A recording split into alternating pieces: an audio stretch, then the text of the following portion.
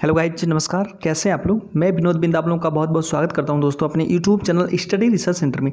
और दोस्तों आज हम पढ़ने वाले हैं विटामिन। ठीक है, तो विटामिन के बारे में बहुत अच्छे ढंग से कवर करेंगे हम लोग। चाहे आप कोई भी एग्जाम दे रहे हैं, यूपीएसआई, एमपीएसआई, लेखपाल, BDO, UP triple SC, railway, सबके लिए बहुत ही अच्छी है। ठीक है, आप लेक्चर देखिए और नोट्स बनाइए, बहुत अच्छा लेक्चर है। ठीक है ना, तो आइए शुरुआत करते हैं।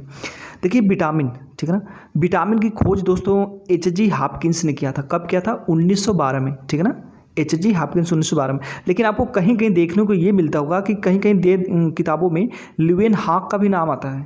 ठीक है ना, तो इसको याद रखिएगा, इन दोनों को याद रखिएगा। ऑप्शन में जो भी दे दोनों में से कोई एक करना है। लेकिन अगर हम स्पेशली बात करें तो ल्यूवेन हॉक ने विटामिन डी की खोज की थी, इसको याद रखिएगा। ठीक है ना, और प्रबलता इसमें खोज की जो बढ़ती है एच.जी. हॉपकिंस। अगर दोनों दे देता है तो दोनों में से कोई एक को चूज करना है तो आप एच.जी. हॉपकिंस को करना। ठीक है ना, कहीं दोस्तों इसमें क्या होता है ना कि कन्फ्यूजन की स्थिति ये आ जाती है कि किसी पुस्तक में दिया रहता है ल्यूवेन हॉक और किसी में दिया रहता है एच.जी. हॉपकिंस।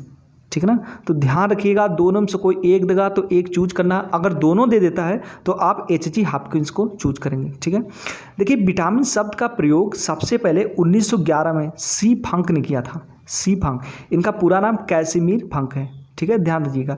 विटामिन शब्द का सबसे पहले प्रयोग 1911 में कर दिया गया था। तो जब 1912 में विटामिन की खोज हुई तो उसके बाद उससे जो नामकरण किया गया था, जो नाम लिया गया था सी फंक के द्वारा, वही नाम रख दिया गया उसका। ठीक है, ध्यान रखिएगा। देखिए दो प्रकार के मुख्यतः विटामिन होते हैं। कौन कौन? वसा में घुलनशील विटामिन और जल में घुलनशील। वसा में जो घुलनशील विटामिन होते हैं ये चार होते हैं। कौन कौन से? के, विटामिन ई, विटामिन डी और विटामिन ए, कीड़ा जिसको बोलते हैं कीड़ा। ठीक है, कीड़ा। और जल में घुलनशील विटामिन दो होते हैं। कौन कौन से? बी और सी। ये टोटल मिलाकर के 9 होते हैं। ठीक है ना, बी और सी को मिलाएंगे तो 9 प्रकार के विटामिन हो जाएंगे, क्योंकि बी के अंतर्गत कई सारे विटामिन आते हैं। ध्यान रखिएगा इसको। अब हम विटामिन ए की बात करें दोस्तों, एक मिनट। तो देखिए इसमें कैरोटीनॉइड्स होता है प्लस रेटिनॉइड्स होता है। ठीक है ना, कैरोटीनॉइड्स जो सब्जियों का जो रंग होता है ना, ये कैरोटीनॉइड्स की वजह से होता है। ध्यान दीजिएगा, जो सब्जियों का रंग होता है बहुत ज़्यादा हरा हो गया या फिर नीला पीला जो भी चीज़ें होता है, तो ये कैरोटीनॉइड्स की वजह से होता है। और रेटिनॉइड्स दोस्तों ये हमारे आँख से रिलेटेड है। ठीक है ना, रेटिनॉइड्स हमारे आँख से रिलेटेड है, इसके बारे में हम आगे डिस्कस करेंगे। और विटामिन ए की खोज किसने किया था? मैकुलम ने किया था। देखिए कई बार पूछा है, इसको याद रखिएगा। ठीक है, ध्यान रखिएगा। नारंगी और पीले फलों में विटामिन ए की मात्रा बहुत ज़्यादा होती है। ठीक है ना, ध्यान रखिएगा। इसमें विटामिन ए की मात्रा किस में ज़्यादा होती है? नारंगी और पीले फलों में। और देखिए विटामिन ए की कमी से उत्पन्न बीमारियों की बात करें तो डर्मेटोसिस हो गया, रतौंधी हो गया, जीरोफ्लैथीमिया हो गई। ठीक है ना, रॉड सेल में रेटिनिन का न बनना, मतलब ये आँख से रिलेटेड हो गया दोस्तों। ठीक है ना, आँख से रिलेटेड। अभी हम आँख का चैप्टर पढ़ेंगे तो आपका ये रेटिनॉइड्स हो गया, रॉड सेल हो गया, इसके बारे में बहुत अच्छी तरह से डिस्कस करेंगे, क्योंकि अगर हम डिस्कस इसके बारे में अभी करने लगेंगे तो बहुत लंबा खींच जाएगा। ठीक है, तो आँख वाले चैप्टर में हम उसके बारे में पढ़ेंगे। और देखिए शारीरिक विकास रुक जाना। ठीक है ना, शारीरिक विकास रुक जाना।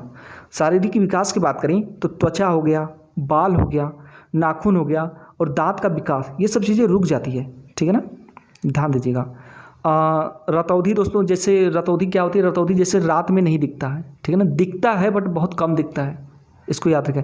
किसकी कमी से? अगर विटामिन ए की कमी से ऐसा होता है। अगर विटामिन ए उसको दे दिया जाएगा, रतौंधी वाले जिसको रतौंधी हुआ है जिस व्यक्ति को, तो उसकी रतौंधी ठीक हो जाएगी। ध्यान रखिएगा। डर्मेटोसिस ये चमड़ी संबंधित रोग होता है। और जीरोफ्लैथीमिया, इसको भी याद रखिएगा। तो ये सब विटामिन ए की कमी की वजह से होता है। ठीक है, ध्यान रखिएगा इसको। देखिए विटामिन ए के स्रोत की बात करें